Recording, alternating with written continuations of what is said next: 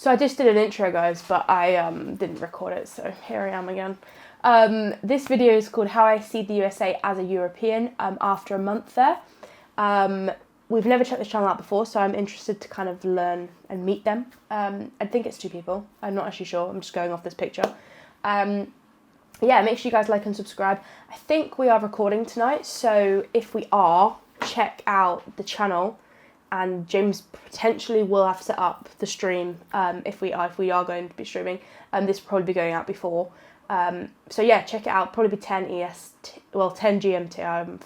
About 5 EST, I think. Yeah, so check that out. And hopefully we'll see you guys tonight. First time since before Christmas we would have streamed. Yeah, so make sure you guys like and subscribe. These guys' links. Well, I don't know who it is. Their link, whoever this is, their link's in the description. Let's go. Just spent the last month crossing the United States, and as a French person, I have to say that I have a lot of thoughts. So the US is such a fascinating place to me, and it feels like a lot of people have strong opinions of the country. Like some people really love it, some people absolutely hate it, and I want to give you my unique perspective as someone who once lived in the US but has chosen to leave it for Europe. But first I want to tell you about a few thoughts I have about the US after this 1-month journey. So during my trip, I crossed the US from east to west, going from New York to San Francisco by train. And this took around 4 days. So my first impression is that the US is such a massive country. Like France, where I'm from, in comparison, is roughly the size of Texas. And you know, even though I feel like I know the US pretty well since I used to live there for a few years, my partner of 8 years is from Chicago, and I've personally been to around 15 states. However, the country is just so big that I feel like I have so much more to discover. And I do feel that life in the US can be very different depending on where you live. Obviously, living in a big city like New York is not the same as, for example, living in rural Texas, where I've also been. But there's many different local cultures depending on where you are in the country. But anyway, just crossing the US, the other thing I felt is that the nature is so beautiful and there's so much empty space and untouched natural beauty that changes quite a lot from a state to another. For example, we crossed Colorado and we went into the snowy Rockies, which are very different from... I'd love to go to Colorado and see the Rocky Mountains. Looks so nice. It looks absolutely freezing, but it looks so nice. Is that bison or buffalo? Let me know in the comments below. Let's say the type of nature you can see in Utah, which we also crossed. And by the way, from the train, there were places that we could only see from the train, like no roads go there. And this really showed me how much empty space there is in the US. And in France and in Europe in general, there's way fewer places like that. I feel everything is so much smaller. It is way harder to find a place where there's not a little village or there's not other people. And you know, taking a train across the US is obviously more about enjoying the journey than going efficiently from point A to point B. But it made me think quite a lot about how the US is still a very car-centric society. In Europe, we have a really good network of bullet trains and trains that go pretty much everywhere. And obviously this comes with the size of the countries. France is pretty tiny if you compare it to the US. But I feel our network of trains and public transport is really good. And you don't need a car as much. And just I think that's the same as like, well, I'd say England, like particularly London, like the big cities, you don't really need to drive. There's buses, the underground in London, trains that run regularly. Whereas I feel like in the US, it's pretty hard to get from one side to the other. Obviously there's train, but in terms of if you were driving, you wouldn't be able to walk. Idea. My boyfriend Bobby, who is from Chicago, he got his license when he was 16 and he started driving at 14. Well, on my side, you can start driving at 16 and then get your license when you're 18 in France. I actually only got my license a few years ago because I live in a big city, I don't need to use a car, and I just didn't feel the need because I have a bike and I have public transport. And I do feel that some places in the US are just meant for cars. Like if you walk there, people will look at you and think think you're a bit crazy. Like, for example, when I went to Buc-ee's in Texas, I didn't have a car and I had to sit on the ground in the parking lot to eat my food because there was no other space for me to sit. And you're probably wondering what I was expecting because Buc-ee's is a gas station. But I do feel that even in gas stations in Europe, you do have more places where you can sit. You don't have to eat in your car. Recently, cars have gotten even bigger. Even in New York City, it feels like everyone has one of those massive trucks or SUVs. Yeah. And for me, as someone who likes to bike or walk, it feels a tiny bit less safe because I feel that these are so big that if they hit me, I will die on the spot. At the moment, I'm currently pretty excited about cars because we got to test a self-driving car when we were in SF. So as you can see, there was absolutely... I would not be getting in that. No way. Not a chance. Let me know if you guys would, but like, I'd rather be on my bike getting more at risk of getting hit by a pickup truck than I would be getting in a car that drives itself. Absolutely no driver, it was just us and the car. And I can tell you that it was a bit freaky at first, but it was also so fun getting to try an absolutely new thing. And that's overall something I really love about the US, is this openness people have to new ideas and innovation. Like, you can rebuild your own life how you want it here. And I feel in France there's more a set way to do things. And I've personally loved this influence in my life of, following your own path and trying new things, because it's what pushed me to quit investment banking, which was the career path I studied all my life for, and instead to do what I'm doing now, which makes me so much happier. And maybe one of the reasons why things are like that is because the US is such a diverse country that's built on immigration. If you take the example of Bobby's family, they all came to the US many years ago, 200 plus years ago, because they were looking for a better life for themselves. Whereas my family, on the Spanish side, my dad is Spanish, has lived in the same village for at least 10 centuries, and only the younger generation started to move out. And Europe as a continent is obviously very diverse. There's many literal countries that are next to each other. So a lot of people don't think too much about the US being diverse because people speak the same language and live in the same country. I think that's the thing. I feel like the US literally could be 50 different countries. Like, they're that big. They could be 50 different countries, like the way that Europe is made up of different countries. But I feel like a lot of people to be fair, and we were included before we did these videos, a lot of people put the whole of US in the same category because you're one country. Everyone kind of just, not everybody, but majority of people do just assume that the way California does it is the same way that Wyoming does it, is the same way that New York does it. Same way Texas does it, when that's not actually the case.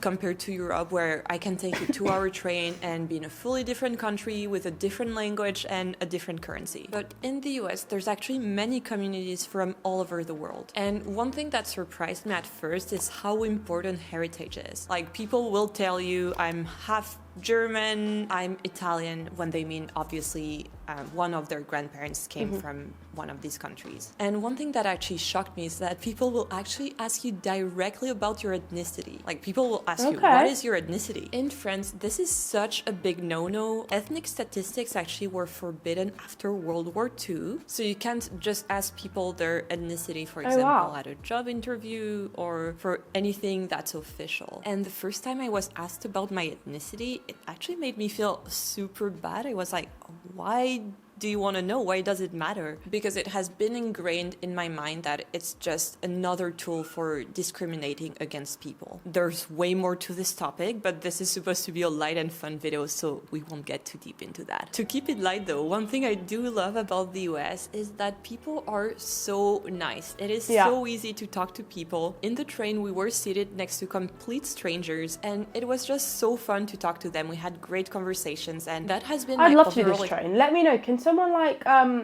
let me know if they know anything about this train and how you do this, because this seems like something that we could be doing on our next trip, potentially, if we're coming, hopefully, at some point. experience in the US, from random strangers complimenting me randomly to cashiers making small talk, or even my all-time favorite, which is older ladies calling me honey or sweetie. I really love it. And obviously this is more true outside of New York City. Like, for example, when I was in Texas to film my Buc-ee's video, everyone was so nice. I had the best small talk there. But at first, when I moved to the US, I didn't really master the art of small talk. Love about the US is how festive it is as a country. Like, there's always something going on. We started our trip around the Halloween period in New York City, and the decor was so cool. So this is something that we kind of know from the videos particularly, is that it doesn't matter what kind of season it is, 4th of July, Halloween, Christmas, I think even Easter, Valentine's Day, you guys all do it like, you give it your all, and I wish like that was the case here. I absolutely wish that was the case.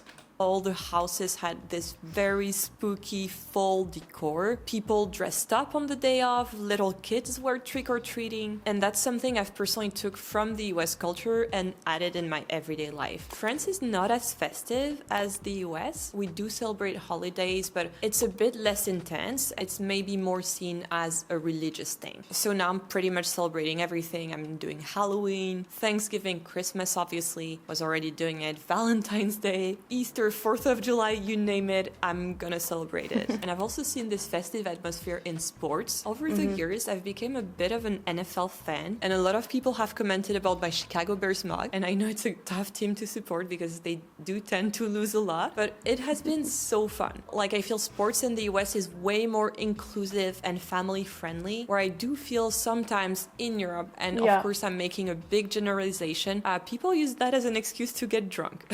100%. So I would agree with this. People use like going to football games, soccer games, as an excuse to get drunk. Like I'm sorry, but that is like majority of people. That's what they do. Whereas like I feel like at the USA games, it's not so much a focus on. It's more a focus on definitely on your team, and like your country and things. And don't get me wrong, like I'm like the soccer and football here, like people do really support their teams.